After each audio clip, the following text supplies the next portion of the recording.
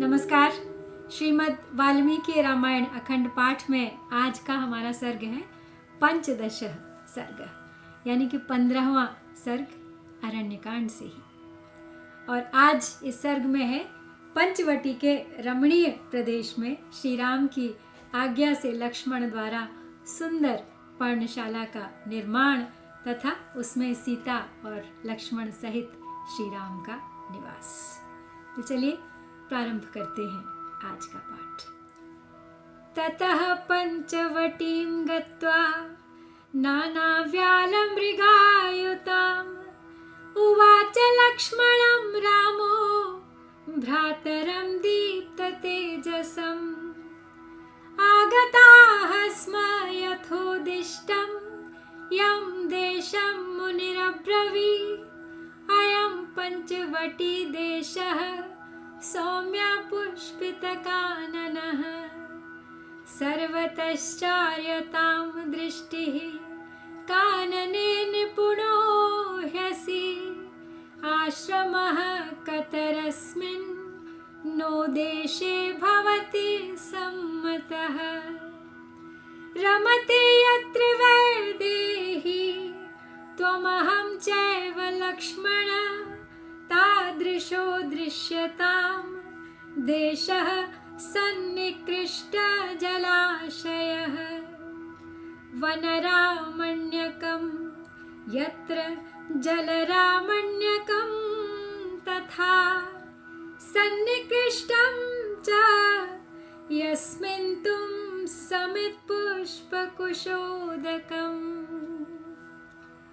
तो नाना प्रकार के सर्पों, हिंसक जंतुओं और मृगों से भरी हुई पंचवटी में पहुंचकर श्री राम ने उद्दीप्त तेज वाले अपने भाई लक्ष्मण से कहा, हे सौम्य, मुनिवर अगस्त्य ने हमें जिस स्थान का परिचय दिया था उनके तथा कथित स्थान में हम लोग आ पहुंचे हैं। यही पंचवटी का प्रदेश है और यहाँ का वन प्रांत पुष्पों से कैसे शोभा पा रहा है, अद्भुत। तो हे लक्ष्मण, तुम इस वन में अब चारों ओर दृष्टि डालो, क्योंकि इस कार्य में तो तुम निपुण हो, और यह देखकर निश्चय करो कि यहाँ कौन सी जगह सही है हमें अपना आश्रम, अपनी कुटिया बनाने के लिए। हे लक्ष्मण, तुम ऐसे स्थान को ढूंढ निकालो जहाँ से जलाशय निकट हो, जहाँ विदेह कुमारी सीता का मन लग जाए और जहाँ हम तुम भी बहुत प्रसन्नता पूर्वक रह सकें, जहाँ वन और जल दोनों का रमणीय दृश्य हो तथा जिस स्थान के आसपास ही समिधा, फूल, कुश और जल इत्यादि यानी यज्ञ की सब सामग्री मिलने की सुविधा हो। एवं उक्तस्तु रामेण लक्ष्मणः संयताञ्जलिः सीता समक्षं काकुत्स्थमिदं वचनम् अब्रवीत् परवानस्मि काकुत्स्थ त्वयि वर्षशतं स्थिते स्वयं तु रुचिरे देशे क्रियतामिति मां वद। सुप्रीतस्तेन वाक्येन लक्ष्मणस्य महाद्युतिः विमृशन् रोचयामास देशं सर्वगुणान्वितम् सा तं रुचिरमाक्रम्य देशमाश्रमकर्मणि हस्ते गृहीत्वा हस्तेन रामः सौमित्रीम् अब्रवीत्। तो श्री रामचंद्र जी ने जब लक्ष्मण को आज्ञा दी तो ऐसा स्थान ढूंढने के लिए जहाँ पर वन हो, जहाँ जल हो, आसपास सीता का मन लग सके, तो लक्ष्मण बस हाथ जोड़कर सीता के सामने उन काकुत्स्थ वंशी श्री राम से इस तरह बोले कि हे काकुत्स्थ, आपके रहते हुए मैं सदा पराधीन हूँ। मैं सैकड़ों या अनंत वर्षों तक आपकी आज्ञा के अधीन ही रहना चाहता हूँ। अतः आप स्वयं ही देखकर जो स्थान सुंदर जान पड़े वहाँ आश्रम बनाने के लिए मुझे आज्ञा दे दें। मुझसे कहें कि तुम जाओ अमुक स्थान पर आश्रम बनाओ। तो लक्ष्मण के अब इस वचन से अत्यंत तेजस्वी भगवान श्री राम को बड़ी प्रसन्नता हुई और उन्होंने स्वयं ही सोच विचार कर एक ऐसा स्थान पसंद किया जो सब प्रकार से उत्तम गुणों से संपन्न और आश्रम बनाने के योग्य था।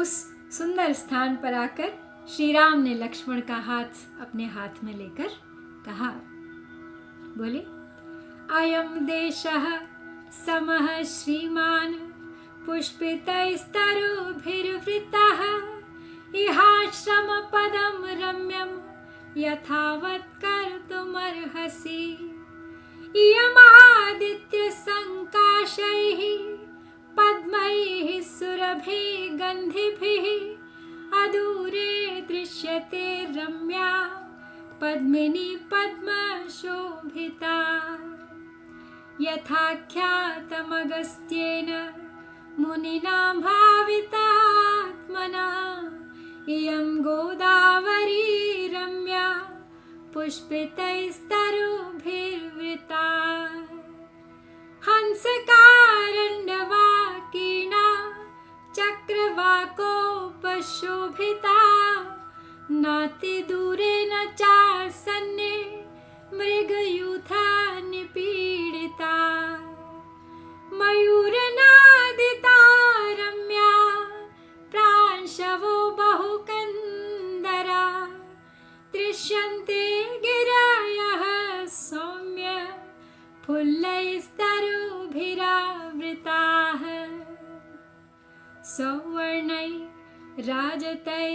सौवर्णैराजतैस्ताम्रैर्देशे देशे तथा शुभैः गवाक्षिता इवाभान्ति गजाः परम भक्तिभिः। तो श्री राम ने अब लक्ष्मण का हाथ में लेकर उन्हें एक ऐसा स्थान बता दिया। तो लक्ष्मण बस सूर्य के समान उज्जवल कांति वाले मनोरम गंधयुक्त कमलों से रमणीय प्रतीत होने वाली तथा पद्मों की शोभा से संपन्न पुष्पकारिणी दिखाई देने वाली उस जगह को लक्ष्मण ने आश्रम बनाने के लिए तैयार करना आरंभ कर दिया। तो पवित्र अंतःकरण वाले अगस्त्य मुनि ने जिसके विषय में कहा था वह विकसित वृक्षावलियों से घिरी हुई रमणीय गोदावरी भी यहीं पर थी। इसमें हंस और कारंडव आदि जल पक्षी विचर रहे थे, चकवे उसकी शोभा बढ़ा रहे थे तथा पानी पीने के लिए आए हुए मृगों के झुंड उसके तट पर छाए रहते थे। वो नदी इस स्थान से ज्यादा दूर भी नहीं थी और ज्यादा पास भी नहीं थी। अत्यंत ही उत्तम स्थान था वो उनके निवास करने के लिए। तो श्री राम कहते हैं, हे सौम्य, यहाँ बहुत सी कंदराओं से युक्त ऊंचे ऊंचे पर्वत दिखाई दे रहे हैं जहाँ मयूरों की मीठी बोली गूंज रही है। ये रमणीय पर्वत खिले हुए वृक्षों से व्याप्त हैं। स्थान स्थान पर सोने चांदी तथा तांबे के समान रंग वाले सुंदर गैरिक धातुओं से उपलक्षित ये पर्वत ऐसे प्रतीत हो रहे हैं मानो झरोखे के आकार में की गई नीले, पीले और सफेद आदि रंगों की उत्तम श्रृंगार रचनाओं से अलंकृत हाथी शोभा पा रहे हों। सालैस्तालैस्तमालैश्च खर्जूरैः पनसैर्द्रुमैः निवारैस्तीनिशैश्चैव पुन्नागैश्चोपशोभिताः च्यूतैर्शोकैस्तिलकैः केतकैरपि चम्पकैः पुष्पगुल्मलतोपेतैस्तैस्तैस्तरुभिरावृताः स्यन्दनैश्चन्दनैर्निपैः पर्णाशैलकुचैरपि धवाश्वकर्णखदिरैः शमीकिंशुकपाटलैः इदं पुण्यमिदं रम्यमिदं बहु मृगद्विजम् इह वत्स्याम सौमित्रे सार्धमेतेन पक्षिणा एवमुक्तस्तु रामेण लक्ष्मणः परवीरः अचिरेण समम भ्रातुश्चकार सुमहाबलः पर्णशालां सुविपुलां तत्र संघातमृत्तिकां सुस्तब्धां मस्करैर्दीर्घैः कृतवंशां सुशोभनां शमीशाखाभिरास्तीर्य दृढपाशावपाशितां कुशकाशशरैः पर्णैः सुपरिच्छादितां तथा समीकृततलां रम्यां चकार सुमहाबलः निवासं राघवस्यार्थे प्रेक्षणीयं अनुत्तमम्।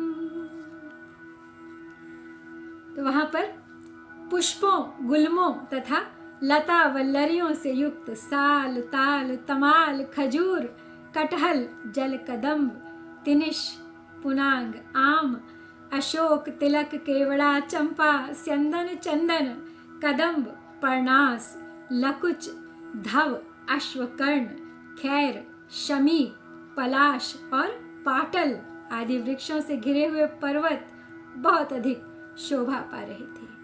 तो श्री राम कहते हैं, हे सुमित्रा नंदन, यह बहुत ही पवित्र और बड़ा रमणीय स्थान है।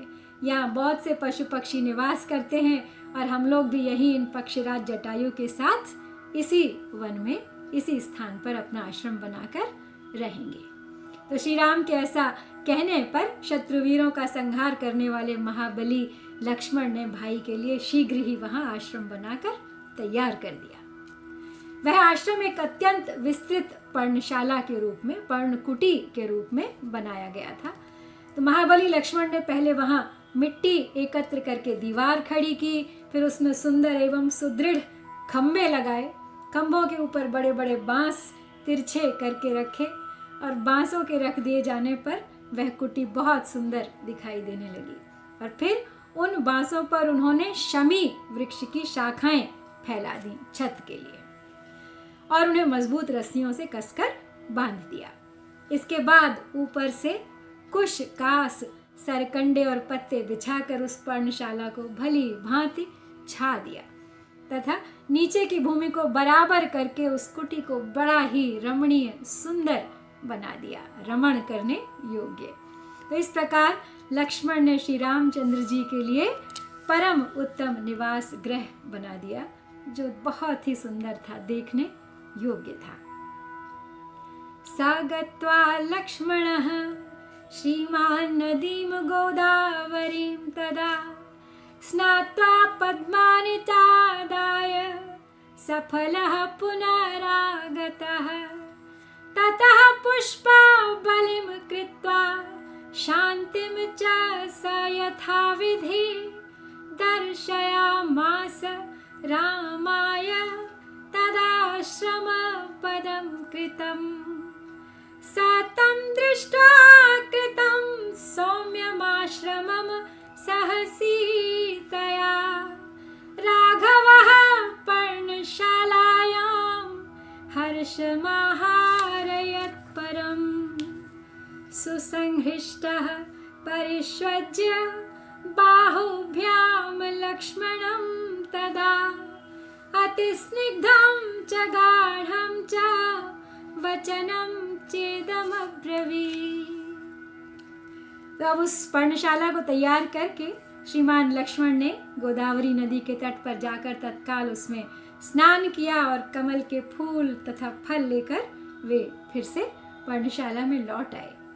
तदनंतर शास्त्रीय विधि के अनुसार देवताओं के लिए फूलों की बलि देकर उपहार सामग्री बनाकर उन्होंने अर्पित किया तथा वास्तु शांति करके अपनी उस पर्णशाला में उन्होंने गृह प्रवेश किया। अपना आश्रम में उन्होंने पहला कदम रखा। भगवान श्री राम सीता लक्ष्मण द्वारा बनाए गए उस नए आश्रम को देखकर बहुत ही प्रसन्न थे और बस कुछ काल तक तो उसके भीतर खड़े हुए उसे निहारते ही रह गए। तत्पश्चात अत्यंत हर्ष में भरकर उन्होंने दोनों भुजाओं से लक्ष्मण को कस कर हृदय से लगा लिया और बड़े स्नेह के साथ उनसे कहा, प्रीतोऽस्मि ते महत्कर्म त्वया कृतमिदं प्रभो प्रदेयो यन्निमित्तं ते परिष्वङ्गो मया कृतः भावज्ञेन कृतज्ञेन धर्मज्ञेन च लक्ष्मण त्वया पुत्रेण धर्मात्मा न संवृत्तः पिता मम। एवं लक्ष्मणमुक्त्वा तु राघवो लक्ष्मीवर्धनः तस्मिन् देशे बहुफले न्यवसत् स सुखं सुखी। कञ्चित् कालं स धर्मात्मा सीतया लक्ष्मणेन च अन्वास्यमानो न्यवसत् स्वर्गलोके यथामरः। तो श्री राम लक्ष्मण से कहते हैं कि हे सामर्थ्यशाली लक्ष्मण, मैं तुम पर बहुत प्रसन्न हूँ। तुमने यह महान कार्य किया है, उसके लिए और कोई समुचित पुरस्कार न होने से मैंने तुम्हें ये गाढ़ आलिंगन प्रदान किया है। तो लक्ष्मण, तुम मेरे मनोभाव को तत्काल समझ लेने वाले कृतज्ञ और धर्मज्ञ हो। तुम जैसे पुत्र के कारण मेरे धर्मात्मा पिता अभी मरे नहीं हैं, तुम्हारे रूप में वे अब भी जीवित हैं। तो लक्ष्मण से ऐसा कहकर अपनी शोभा का विस्तार करने वाले सुखी श्री रामचंद्र जी प्रचुर फलों से संपन्न उस पंचवटी प्रदेश में सबके साथ सुखपूर्वक निवास करने लगे। तो सीता और लक्ष्मण से सेवित हो धर्मात्मा श्री राम कुछ काल तक वहीं रहे, उसी प्रकार जैसे स्वर्गलोक में देवता निवास किया करते हैं। तो इस प्रकार पंचवटी में आश्रम बनाने के इस सुखद वृत्तांत के साथ हम यहाँ पर 15वां सर्ग आज समाप्त करते हैं। इत्यार्षे श्रीमद् रामायणे वाल्मीकिये आदिकाव्ये अरण्यकाण्डे 15 सर्गः। ॐ श्री सीतारामचन्द्राभ्यां नमः।